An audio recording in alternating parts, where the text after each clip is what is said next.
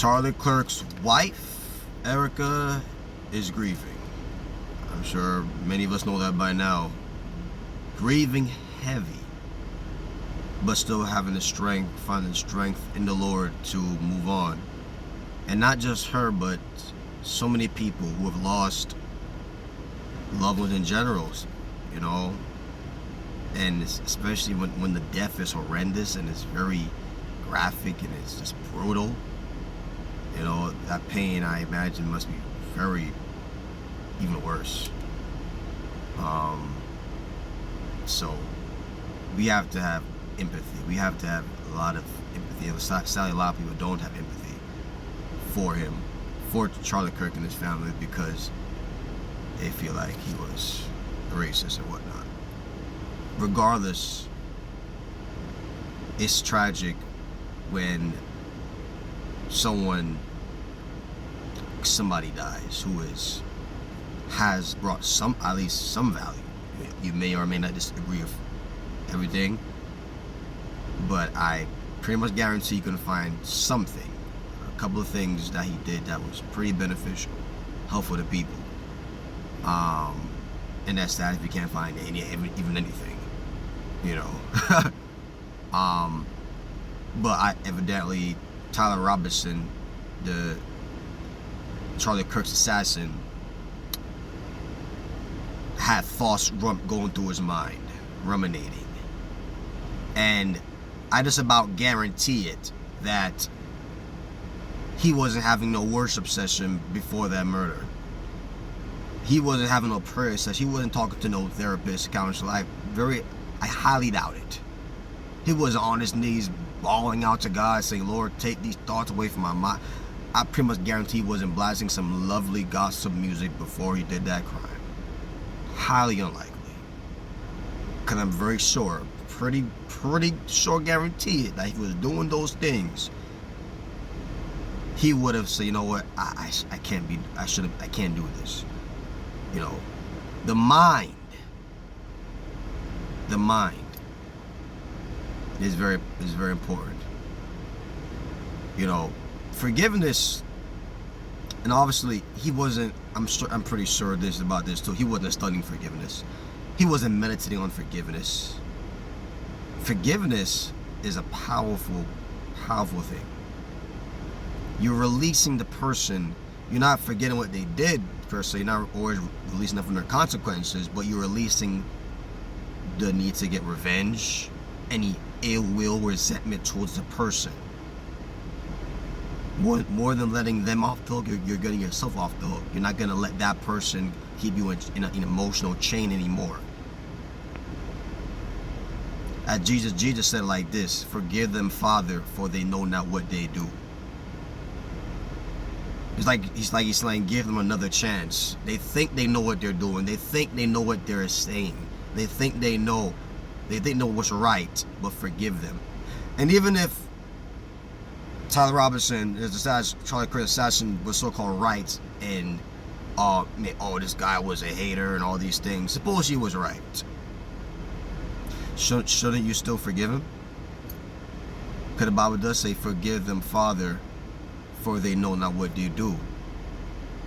And I would think that would also go in the arena of they know not what they say.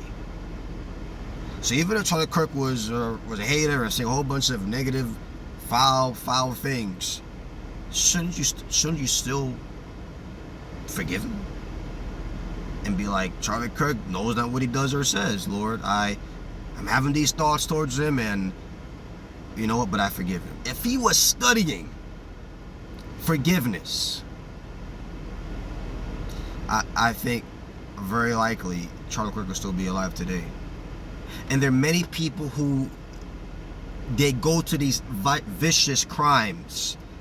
One factor, they're not studying forgiveness. They're not studying love. They're not filling their mind with pure things, wholesome things. It's like what the book of Genesis said in Genesis 6 verse 5. And God saw that the wickedness of man was great in the earth. Not menial, not minimal, not small, but great. It's vile. It was vile. in those ancient times, and it still is today.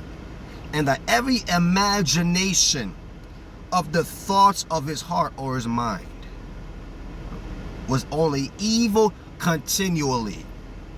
Not here and there, not sometimes, continually. There's people literally always thinking evil. I'm sure there's people that's trying to think good thoughts, although it's not easy. At least they're trying.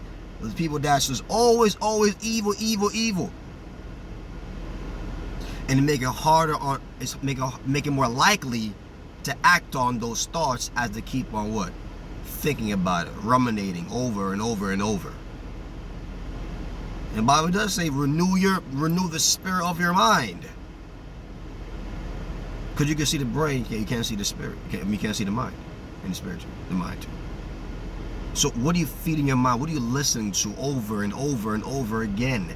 Highly unlikely Tyler Robinson was filling his mind with positive things, wholesome things, which led to the assassination of Charlie Kirk. And many people do crimes prior to committing crime. They're not doing things to fill their mind with wholesome things, positive things. And then this world makes it even harder when you have a bunch of negative content going to your face every day. Wicked music, wicked movies, wicked videos, wicked conversations, wicked people, all these things, not making it any easier. And then we cry, oh my gosh, why? And a big factor, we do it to ourselves.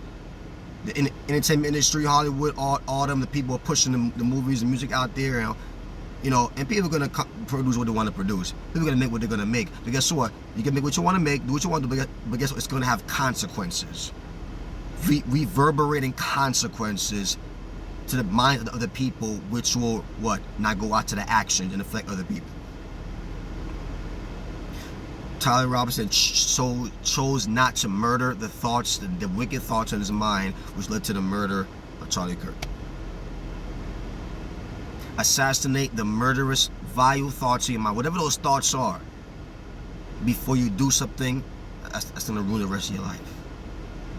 Ruin your reputation. It should ruin you. Sad. Sad. All right, y'all. Much love. Peace and love. I love y'all. You got first place. Peace.